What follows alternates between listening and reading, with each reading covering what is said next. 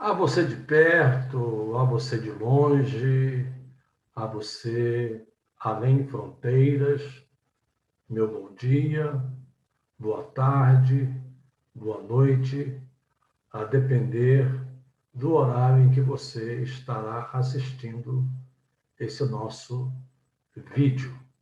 E antes de entrar no tema que vamos tratar, eu gostaria de lembrar, não se esqueça de inscrever-se no nosso canal e também de ativar o sininho para receber as nossas notificações. Hoje, eu gostaria de pensar um pouco sobre um assunto que tomou conta das redes sociais, que foi essa concepção de atualizar a Bíblia. Ou seja, alguns textos precisam ser atualizados, alguns textos precisam sofrer algum tipo de correção, de modo que esses textos possam se ajustar à realidade dos dias de hoje. Eu não quero entrar no mérito da discussão, já que isso foi extremamente divulgado, extremamente combatido até. Eu quero apenas tratar aqui de 4 palavras-chave que eu considero de suma relevância para a nossa compreensão da Bíblia. A primeira dessas palavras é atualização. É exatamente em cima desse vocábulo que houve essa imensa discussão, esse imenso debate, esse imenso confronto. Mas o que significa atualização? Quando falamos das Escrituras, estamos falando não só dos manuscritos originais, estamos falando não só das cópias desses manuscritos, mas estamos falando de traduções e versões. Manuscritos originais, saídos diretamente das mãos do autor, esses não existem. O que há são cópias dos manuscritos. E segundo os eruditos que atuam nessa área, o aparato crítico, ou seja, a soma de todos os manuscritos existentes hoje no mundo, nas bibliotecas, chega em torno aí de 5.500 peças entre manuscritos inteiros, pedaços de manuscritos, etc. Um detalhe importante que esses eruditos informam é que se você faz uma análise desse aparato crítico, a diferença entre um e outro é no máximo de 2%, e isso apenas na forma, e não no conteúdo.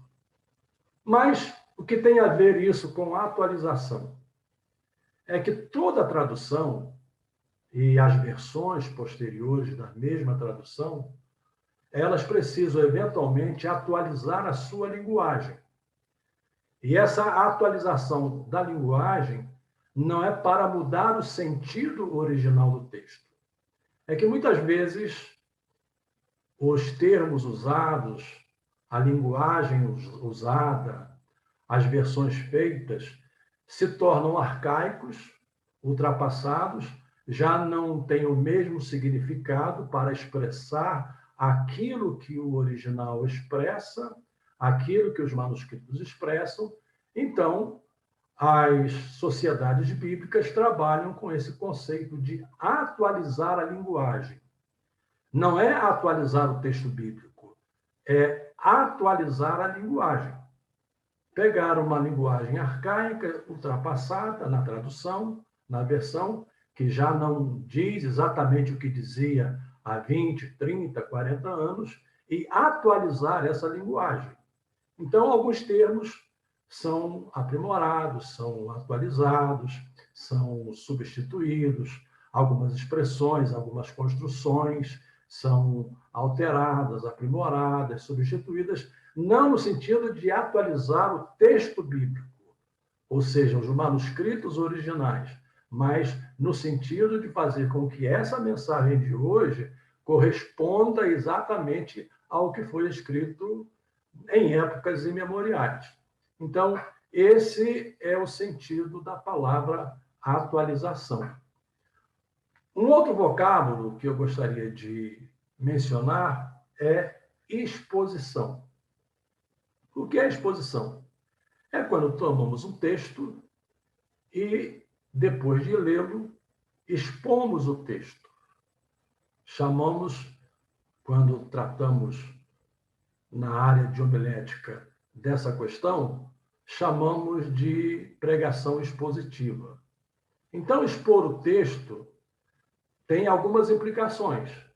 Primeiro, nós precisamos buscar em que aspecto esse texto foi escrito, as condições culturais, históricas, o evento que eventualmente esse texto narra.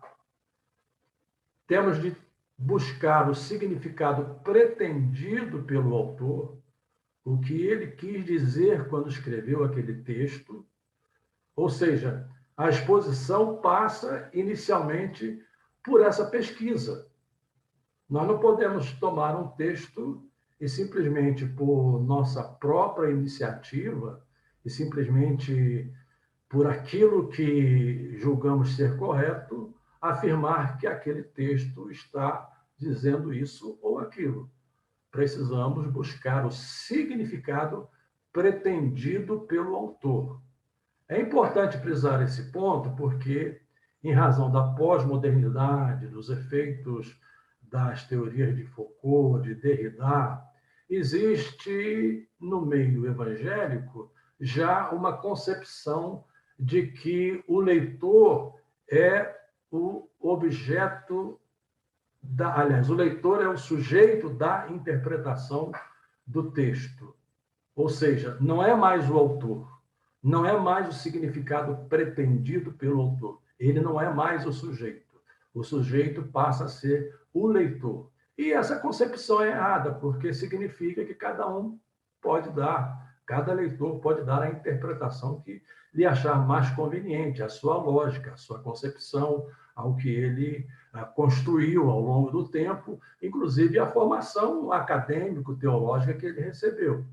Então, quando falamos de exposição bíblica, nós precisamos pensar exatamente nisso. Qual foi o significado pretendido pelo autor? O que nos revelam os contextos históricos, culturais, a linguagem empregada, a linguagem literária, se é narrativa, se é prosa, se existem ali figuras de retórica, figuras de linguagem, são elementos que vão nos ajudar a fazer uma boa exposição do texto. Um terceiro ponto para o qual eu chamo a atenção é para o termo, para o vocábulo contextualização. O que é contextualizar? Contextualizar não é você pegar a palavra de 2000 anos e adaptá-la aos dias de hoje. Essa concepção está errada. Tomar a palavra e adaptar a palavra. A palavra é a mesma, não muda. Ela é válida para todas as pessoas, em todas as épocas e em todos os lugares. Então, como é que podemos explicar a contextualização? Contextualização é pegar uma palavra dita, digamos, há 2000 anos, escrita há 2000 anos, e procurar entender como ela pode ser aplicada nos dias de hoje. De que maneira essa palavra pode ser lida sem tirar o significado pretendido pelo autor, sem mudar uma vírgula sequer, sem mudar uma frase sequer, mas buscar o sentido pretendido pelo autor, o propósito para o qual ele escreveu aquele texto, o que ele tinha em mente, a finalidade, e tomar esse texto e contextualizá-lo, ou seja, trazê-lo para a realidade de hoje. Eu gosto muito de usar a Epístola aos Gálatas, porque ela nos ajuda nesse entendimento. Paulo escreveu Gálatas para confrontar aqueles falsos irmãos. É assim que Paulo os identifica na Epístola aos Gálatas, quando eles chegam na região da Galácia e tentam agregar os ritos do judaísmo na fé cristã, como se esses ritos fossem valores necessários à salvação. E Paulo, então, faz o confronto.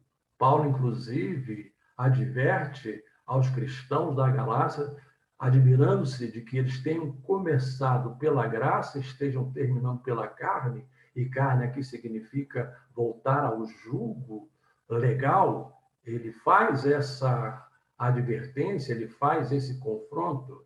Mas o ponto principal da Epístola aos Gálatas, além dessas questões mencionadas, é que eles queriam impor aos cristãos da Galácia e do mundo gentílico em geral a prática da circuncisão.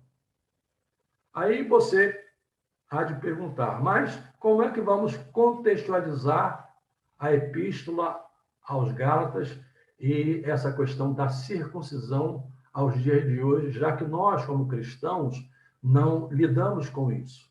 Embora haja aqueles que queiram introduzir no meio evangélico e já introduziram alguns ritos da fé judaica, como o shofar, o uso da arca e outros elementos que não têm nenhum valor para a fé cristã, mas como contextualizar, já que nós não lidamos com essa questão da circuncisão nos dias de hoje?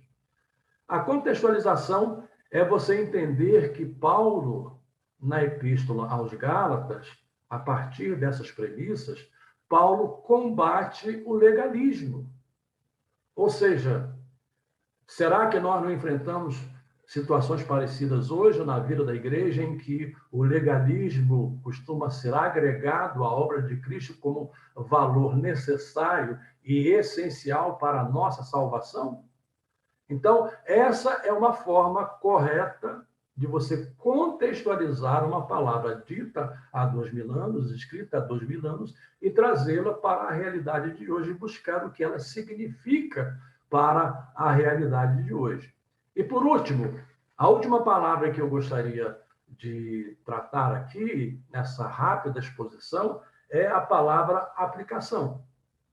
Ou seja, o texto bíblico é atualizado no sentido de fazer com que a sua linguagem reflita o que os manuscritos dizem, o que os autores pretenderam dizer com o que eles escreveram. A exposição é você buscar esse significado pretendido pelo autor. A contextualização é trazer essa palavra daquela época e buscar o sentido dessa palavra para os dias de hoje.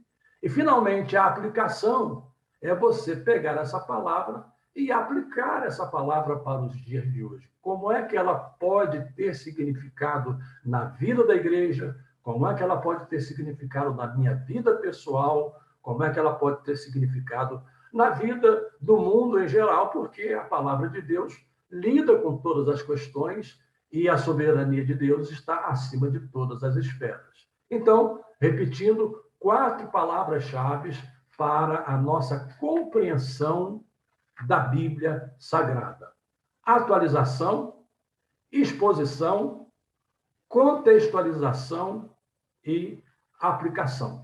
Voltaremos depois com outros temas importantes em relação às Escrituras. Um abraço, que Deus te abençoe e não se esqueça, inscreva-se no canal e não deixe de ativar o sininho para receber as nossas notificações. Um abraço e Deus os abençoe.